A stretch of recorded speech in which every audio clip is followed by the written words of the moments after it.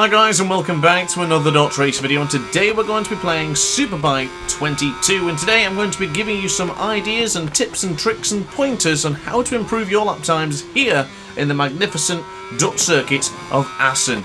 So pay attention to the right hand side of the screen. I've got my controller overlay there from the DualShock 4.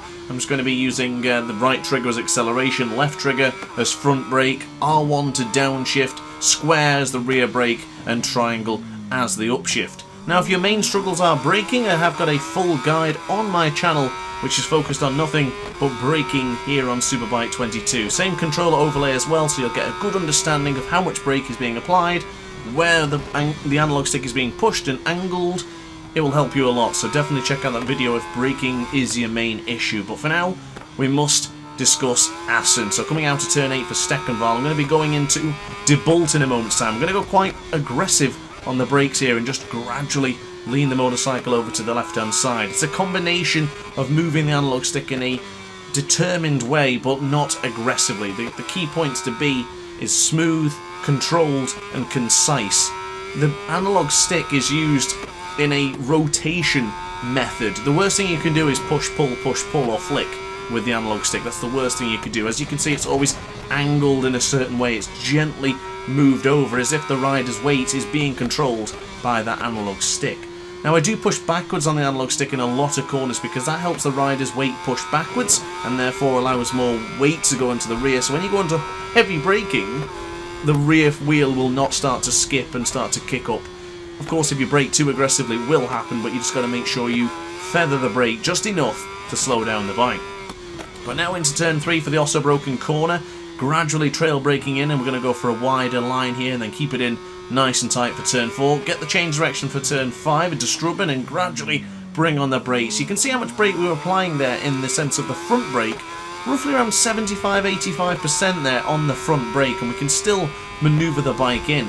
I do advise to trail brake a lot in Superbike 22. I find that helps me tremendously to close that pesky understeer that you do get with some of these bikes. So do give them as much brake as you can under certain circumstances. But coming into De Bolt now for turn 9, braking well before the rumble strip that's on the second part. They're not the original rumble strip you've seen on the right hand side, but just the one after it. That's when you need to start braking going into De Bolt. So smoothing the acceleration here, you can see the right trigger there getting pushed a little bit, and then of course more and more power being increased. Keep it into 5th gear and keep it in nice and tight. Don't upshift to 6th gear until you can really get the power out into the hog hide, and then maybe go for the 6th gear there.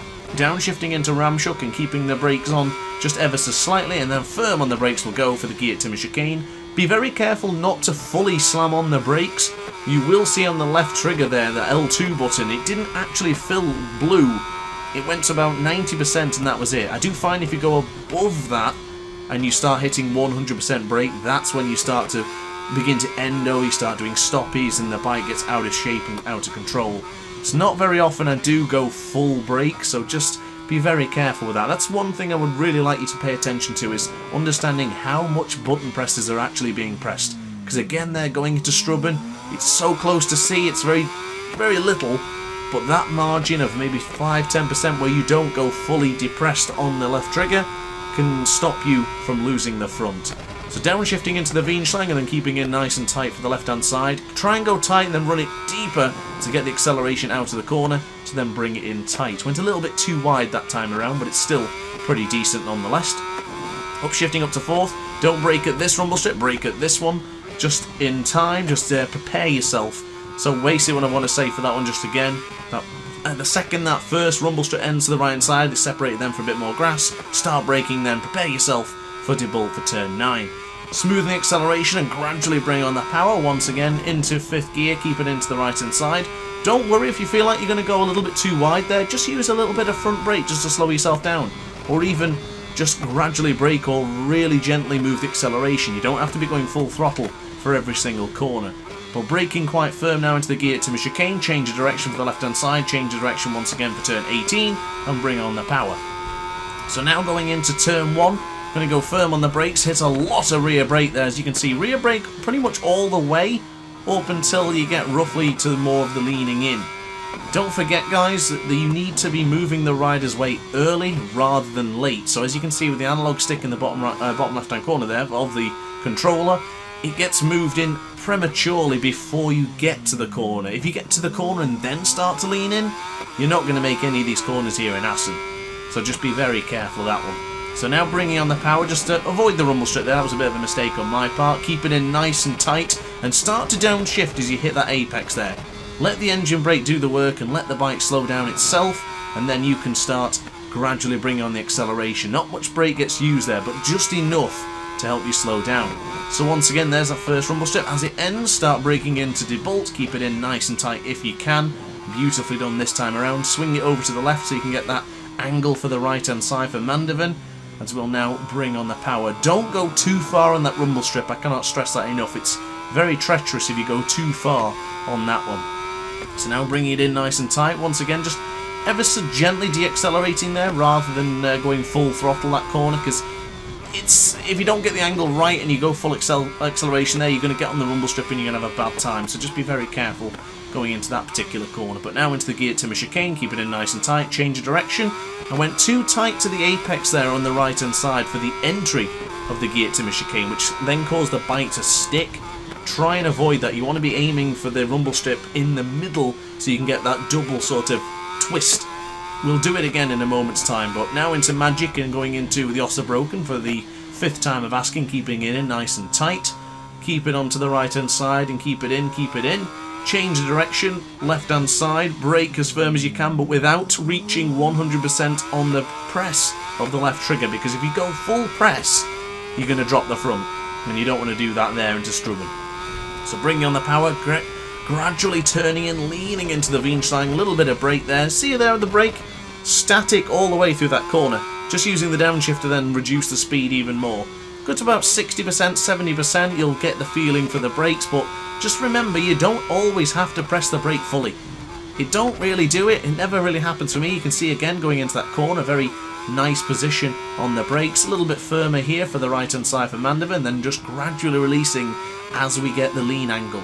Now you can brake quite firm on the right or left hand side of the tyre, but if you brake too far, that's when you lose the front. So just be very careful of that one. So now coming out the rumble strip, hog hide, now into turn 13, turn 14, then keep it in to the left. Downshifting into 3rd gear, I do find it helps me move the bike a little bit easier as we brake quite firm for the gear timber chicane. Now for the gear timber chicane, I would say brake roughly near the pit lane entrance, but I would always recommend braking earlier rather than later for the gear timber chicane. Gear timber chicane, of course, the final corner here in Assen. Please brake early. If you brake late there, there's nowhere else you can go apart from the rumble strip, and it just completely ruins your lap and the next one. So be very, very careful. But now into turn 4, probably going to be the last time of this video, so we're going to bring it back in, sliding it a little bit, using a lot of rear brake on the side there as well, as you can probably see in the right hand side of your screen. You can see the rear brake getting pressed a lot, and I don't want you guys to neglect using it. The rear brake helps me a massive amount in this game. That's probably why, if you see my live streams and videos as well, the rear brake does get rather warm when I'm using it, because I do overuse the rear brake a hell of a lot. Something to be worthwhile mentioning, to be fair, because the rear brake helps me stop the bike from skipping around, as I've explained early on in the video. So definitely use the rear brake. Find a button that's comfortable for you and use it. Do not neglect the rear brake. Well, coming out to Mandevin then, as we now go onto the right hand side, gently moving that acceleration, bringing on the power as we get caught on the curb, as we go really tight to the apex. Keep it in 5th, keep it in 5th, don't go to 6th until you really feel the bike is ready. Get the change of direction into 14, downshifting a little bit too early there, but it's quite okay. And to try and upshift again to get the right feeling for the corner, but don't worry about that. Going into the gear timber chicane, we'll get the change of direction, upshift quickly so you don't get the wheelie, and across the line hoping for an improvement. But guys, that's pretty much it from me. I do hope this video has helped you. If it has, let me know in the comments section down below. And if you really like the video, be sure to hit the like button and consider subscribing as well. But for now, thanks for watching and ciao for now. Oh hi, didn't quite see you there. Good to see you're still here. If this video didn't quite sate your appetite, then why not watch some more DrAce content by clicking the video shown on screen now. Furthermore, if you would like to follow me on social media, you can do so now with the links down in the description. Consider subscribing so you don't miss a single DrAce video.